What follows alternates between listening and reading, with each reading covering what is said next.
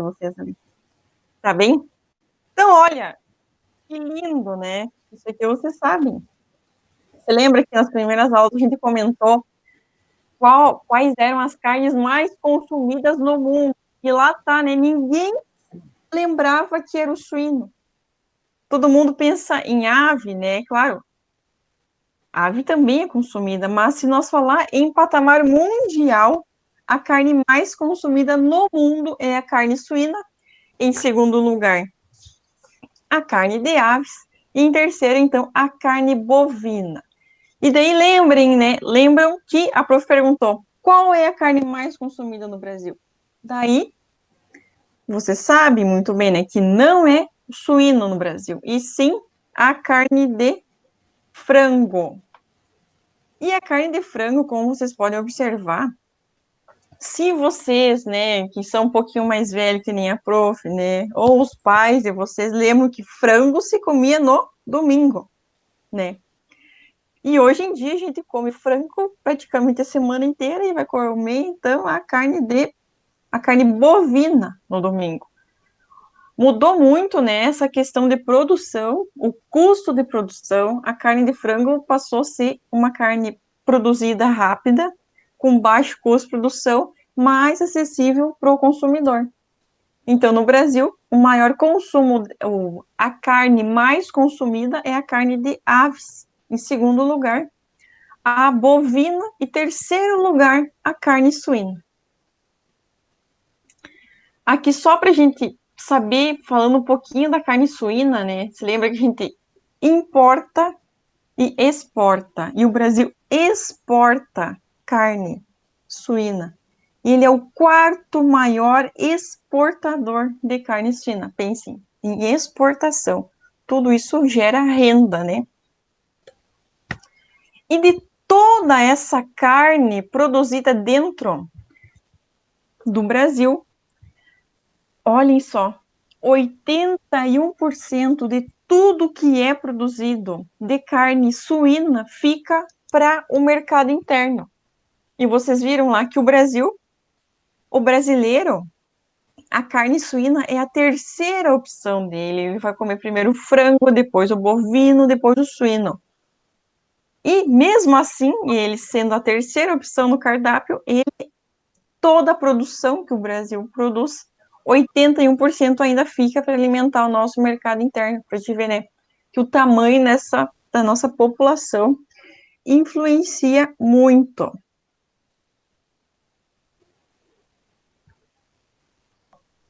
A gente exporta, é o primeiro em exportação de carne de frango.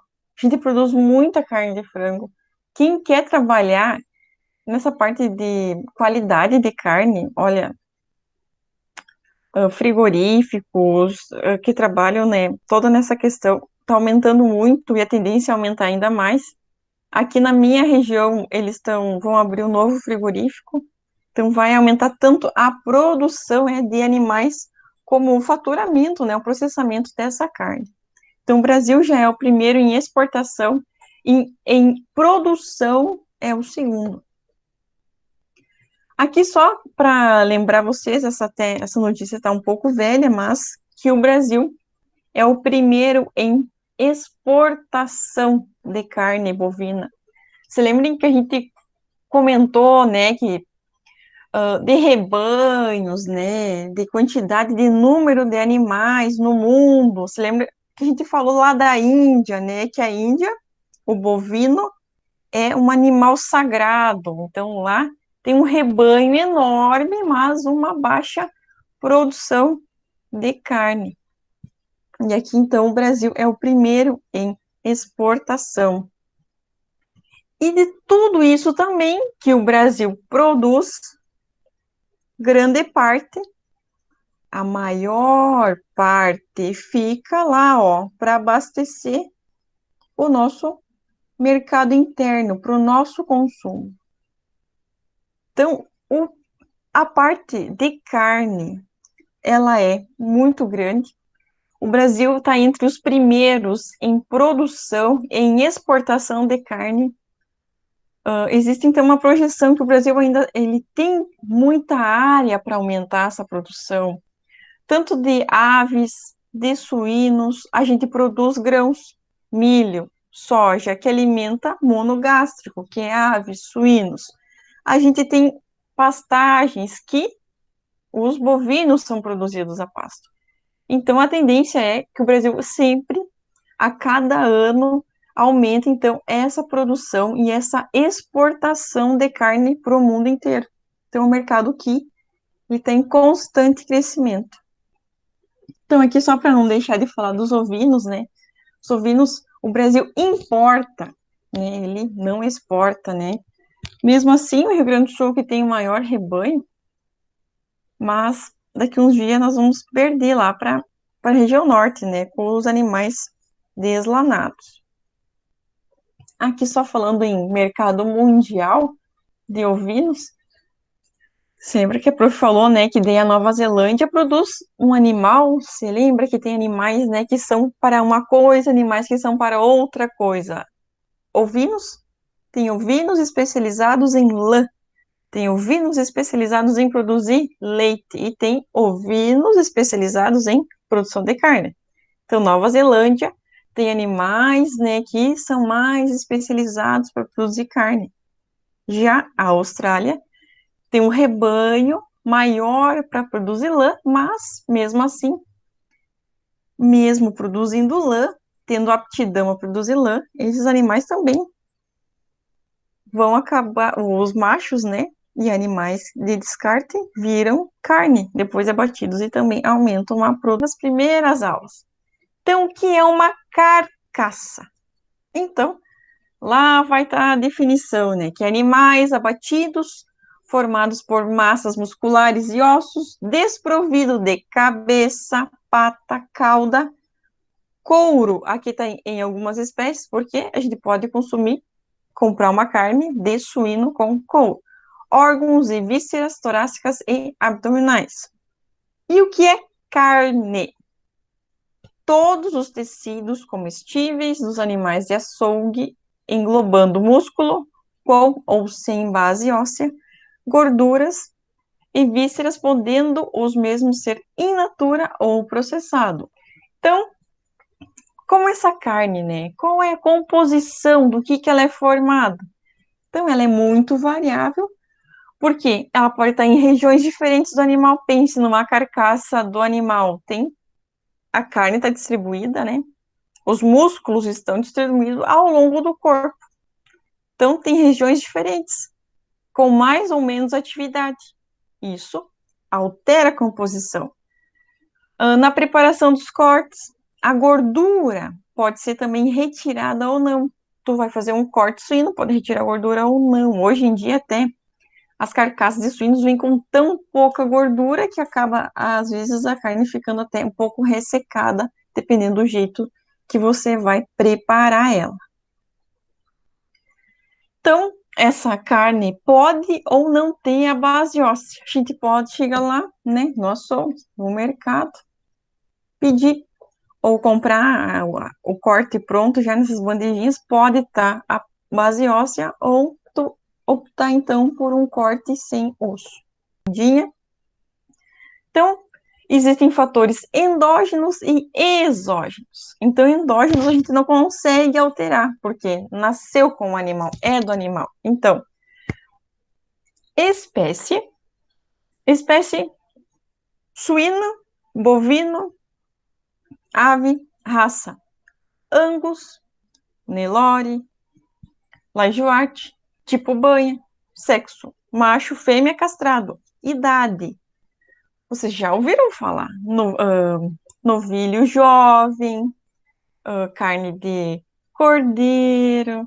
Não, tá, então tem várias coisas que vão interferir um animal jovem por um animal adulto. O tempo que esse animal levou para acabar, né? Um animal tu abate com 1 ano e 6 meses. O outro animal tu abateu com 3 anos. Composição dessa carne. E fatores exógenos. Se o animal passou por jejum ou não. Isso aqui vai influenciar também lá na carne, na carcaça, na carne. Nível de nutrição, o que ele recebeu, o que você deu para ele durante esse tempo. Bovinos, pasto concentrado, né? Adicionou alguma coisa nessa dieta ou não? A composição dessa ração para aves, só foi milho? Colocou algum outro aditivo dentro? Tem todos os nutrientes necessários para esse animal se desenvolver? Estresse. Esse animal sofreu estresse? Lembram que tipo de carne forma? Um animal estressado, um suíno estressado, que tem lá a propensão daquele dito gene, aquele gene lá, né? O genelotano. O genelotano, o animal se estressa, ele pode vir a causar a formação da carne PSE, que tem qualquer. Por que forma a carne PSE? O animal se estressou, dele foi abatido, o pH. Conforme vai cair o pH ao longo das 24 horas, o que acontece com uma carne PSE? Na primeira hora, esse pH já está em 5,5, em 5,6.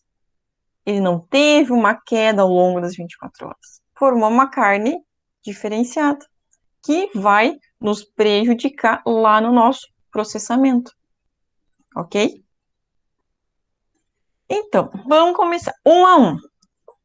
Espécie, a gente já falou, aves, bovinos, suínos, ovinos, né? Então, vai ter um efeito aí na composição da carne.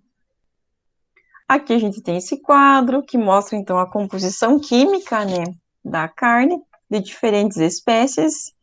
E aqui a gente trouxe um comparativo entre a carne suína e o frango, a coxa, então, do frango. Olhe a quantidade de gordura.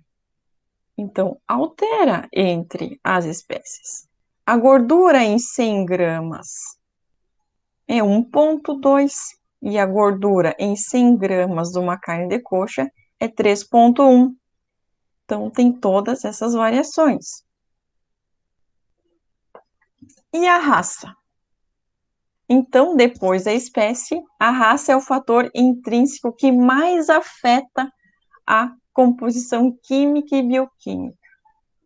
Por exemplo, ali, ó, os bovinos de corte possuem maior quantidade de gordura intramuscular que bovinos de leite.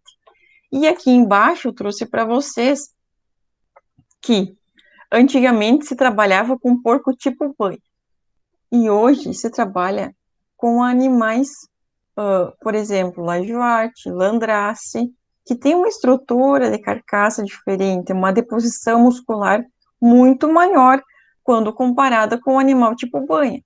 O tempo para terminar esse animal aqui, o quanto ele tem que comer para chegar nesse ponto, é muito maior do que esse tem que comer. E esse comendo muito mais por mais tempo, formava mais o toicinho, olha a quantidade. Então, diminuiu em 35% a deposição de gordura de animais tipo banha para agora, esses lajoarte, landrace. Olhem que interessante. Então, aqui nós também temos nos bovinos, raças entre bovinos que têm a mesma aptidão para produzir, com teor de gordura diferente. Então, nós temos aqui o Wagyu, o Angus e o Nelore. Então, é uma estrutura decrescente de deposição de gordura, começando aqui. Olhem a quantidade de gordura intra. Um outro fator é se é um animal macho, se é uma fêmea e se é um animal castrado. Olhem que legal. A prof mostrou esse gráfico lá, onde diz que o que altera. Você lembra que a gente fez? A gente colocou tudo lá no quadro. E o que sempre altera é a gordura. A maioria dos fatores. A maioria, idade, sexo, alimentação, tudo acaba alterando lá a deposição de gordura. Olhem aqui. Aqui, então, tem esse gráfico com A curva de crescimento do músculo ao longo do tempo, a curva de crescimento, de deposição do tecido ósseo ao longo do tempo, e aqui tá a deposição e o desenvolvimento do tecido adiposo, da gordura na carcaça ao longo do tempo. E o que a gente encontra aqui? Olhem, animal inteiro tem uma menor quantidade de gordura na carcaça, um animal castrado intermediário e a fêmea é maior a quantidade de gordura nessa carcaça. Isso está então relacionado com a parte hormonal. Então, a idade também vai influenciar no quê? Na gordura, deposição de gordura na carcaça também. Por quê? Olhem só, aqui está a quantidade do tecido e aqui está a linha do tempo. Então, no início, essa deposição, essa proporção de tecidos, e um animal mais velho vai ter essa proporção, essa porcentagem de tecidos. Então, uma menor deposição, maior quantidade de tecido ósseo, uma maior quantidade de deposição de gordura, tecido adiposo, e uma menor. Ao longo do tempo, claro, né? A localização anatômica. O que a prof falou aquela vez? O músculo tá o bovino, né? E esse bovino caminha. O músculo que vai fazer maior exercício vai ser o músculo mais firme, comparado ao músculo que não faz nenhum tipo de exercício, que simplesmente ele fica lá, sem grandes movimentações. Olhem só, o músculo também existe uma deposição diferente. Aqui está o exemplo da coxa e do peito, que são músculos, carne, com cor diferente, sabor diferente, e tudo isso relacionado à localização. E a nutrição? Então, a nutrição desse animal. Então, em geral, a alimentação sobre o crescimento, a alimentação sobre o crescimento do animal vai refletir, então, na composição dos músculos. E o principal efeito é lá na proporção de gordura. Uma alimentação com menor quantidade de concentrado durante a fase da engorda resultará numa proporção mais baixa de gordura, enquanto uma alimentação mais elevada de concentrado, uma maior proporção de gordura. A gente vai falar. Essa fotinho também estava lá, a gente já falou sobre ela. Aqui, isso puxando para bovinos, ovinos, né, animais ruminantes que comem pastinho, olha lá. Então, ele vai caminhar mais, vai consumir pasto, vai ter que consumir mais quilos. A quantidade de gordura intramuscular é menor. Aqui, um animal que consumiu concentrado vai ter uma maior concentração de gordura intramuscular. A cor dessa gordura se diferencia. Ele demora menos tempo para ser abatido. E aqui também, um outro fator que influencia é o treinamento e exercício. Então, a modificação mais acentuada ocorre no teor de mioglobina, que é relativamente mais alta no músculo mais ativo em relação a músculos inativos, ou que fazem uma menor quantidade de exercício. Que só para comparar, um animal que faz mais exercício para um animal que faz menos exercício, que a coloração pode alterar. Vocês vão comprar uma carne no supermercado de um animal criado a pasto, de um animal criado a confinamento, o confinamento ele fica parado, né, gente? Então, a cor da carne, teoricamente, vai ser um vermelho um pouco mais claro do que se tu vai comparar com uma carne de um animal que além de comer pasto, ele, quem sabe, levou mais tempo para ser abatido, ele caminhou mais, fez mais exercício, mais tempo para formar todo esse músculo, né? E o estresse. Então, o estresse é a soma de mecanismos de defesa do organismo em resposta a alguma coisa que está incomodando ele, algum agente estressor. Pode ser lá no embarque, na propriedade que tu vai fazer o embarque desses animais, durante o transporte. Imagina agora, nesses dias quentes, né, que tá fazendo, tu vai lá e chega na tua propriedade, um caminhão para carregar os suínos, 1 hora da tarde, meio-dia, com sol de 24, 25 graus, né? Imagina o estresse desse animal, sem nenhum tipo de refrigeração nesse caminhão. E uma viagem que tenha uma duração um pouco maior até o frigorífico, até o abatedor, né? Tudo isso vai gerar estresse. Então, conforme o grau de elevação desse estresse e o tempo e a duração, a gente vai poder ter como resultado a formação de carnes distintas, como a carne PSE e a carne DFD, que a gente também já viu na revisão da aula passada. Então, o manejo inadequado desses animais, tanto nesse pré-abate, né, antes dele chegar lá ou durante o trajeto, leva a uma queda anormal desse pH. Então, lá a carne PSE, na primeira hora, baixa para 5,5 e a carne DFD, ela não vai conseguir baixar vai ficar em torno de 6 e pouco esse pH. Não vai baixar até 5,5, 5,6, 24 horas, né, após abate. Então, só resumindo tudo isso, né,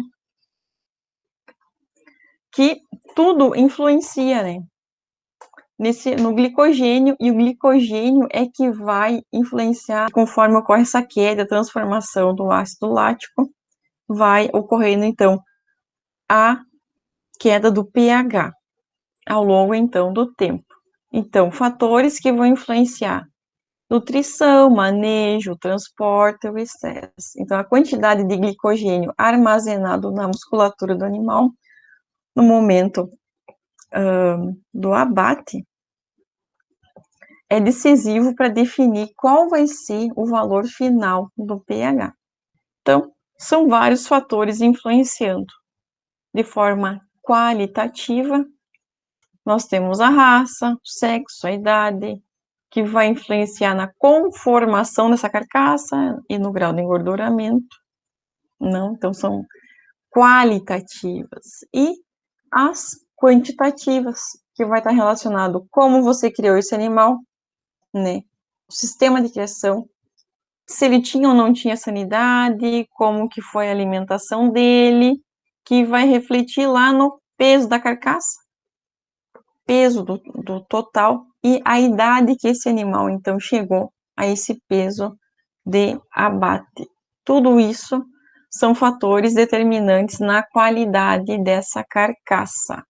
E esses fatores influenciam também na composição dessa carne. Então, como que a carne é formada?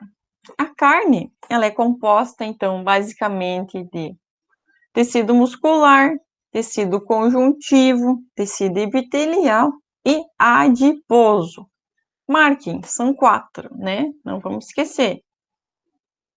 Então, lá no esquelético, vai formar um músculo. Então, começa por filamentos, miofibrilas, fibras musculares e feixes. Então, tá aqui.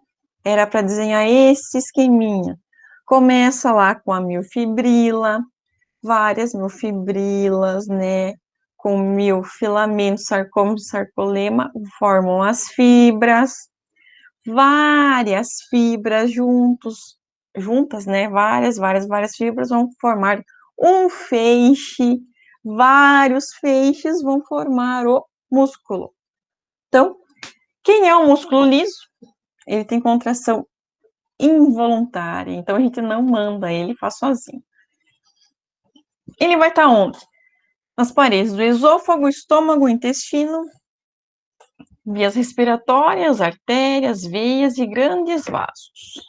E o cardíaco, ele aparece algumas estriações, mas ele também faz contrações involuntárias. Você não manda, ó, coração, bate aí, ou não bate, né? E ele também apresenta mais glicogênio, porque ele faz uma atividade, né?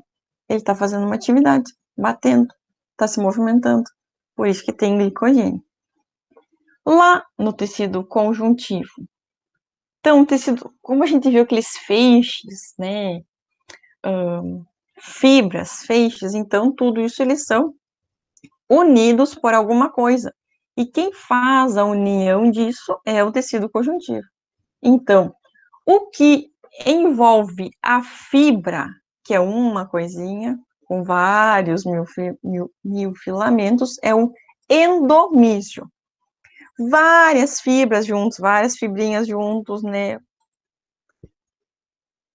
O que envolve isso é o perimísio. E quando tiver vários feixes, né? Vários feixes juntos, para formar um músculo, é o epimísio, ok? Começa do endodentro para o perimísio, que é o intermediário ali, e por fora, então, o epimísio. Um desenhozinho de como mais ou menos ele é, ó, uma estrutura, né, esse tecido conjuntivo que vai fazer essas ligações. E o tecido epitelial, a maior parte é retirado no processo de abate, né, se tira. Ele geralmente vai estar associado a os vasos sanguíneos, presente em alguns órgãos comestíveis, como fígados e rins, presente em alguns tipos de carne, como de suíno e frango. A gente consome, né, carne imagina fazer uma carne de suína pururuca, né, o franguinho, então, existem alguns cortes que se tem esse tecido agregado. E tá lá o nosso tecido adiposo, formado, então, por adipócitos, né, que vão guardar essa gordurinha. Então, o tecido adiposo mais superficial, então, conhecido, então, pela essa gordura subcutânea, né, e o tecido adiposo dentro, a gente vai falar, então, a gente vai observar, vai lá na gôndola do mercado, essa carne aqui tem maior gordura intramuscular, maior marmorização. E aqui, retomando agora a parte da composição química dessa carne, então a gente já viu que a espécie influencia também na composição química da carne. A gente já falou, então, já lembrou desse detalhe, né? Então, o que tem dentro dessa carne? Tem água, tem proteína, tem gordura, tem alguns minerais, né? E que tudo isso vai dar um potencial energético. Então, a carne vermelha possui ao redor de 75% de água, e a água influi na qualidade dessa carne. No quê? Na suculência, que a gente já viu na aula passada, textura, na cor, sabor. Sendo a água, então, um meio universal de reações biológicas, sua presença afeta diretamente as reações. Imagina se não tem água, se é uma carne seca, entre comparar uma carne seca ao sol, desidratada, entre uma carne que tu vai tirar ela do congelador, ela vai descongelar, qual vai produzir estragar, né, ou rançar, vai ser a que tiver maior quantidade de água. Então, as proteínas, né, que estão presentes nessa carne têm um alto valor biológico. Alto valor biológico é que ela é altamente digestível, a gente consegue fazer o aproveitamento dessas proteínas, né? Então, ela tem uma alta digestibilidade. Se a gente come 100 gramas de carne, de 94% a 97%, o nosso organismo vai conseguir processar e extrair, então, os aminoácidos, as vitaminas, né, para nutrir, então, as nossas próprias células, né. Então, ela tem essa digestibilidade, esse aproveitamento semelhante ao que a gente encontra, então, no leite e nos ovos. E se a gente for comparar essa quantidade, então, de proteína que tem lá, ela vai comparar a carne com produtos de origem vegetal, vai ser os produtos de origem vegetal com menor digestibilidade, com menor aproveitamento para nós.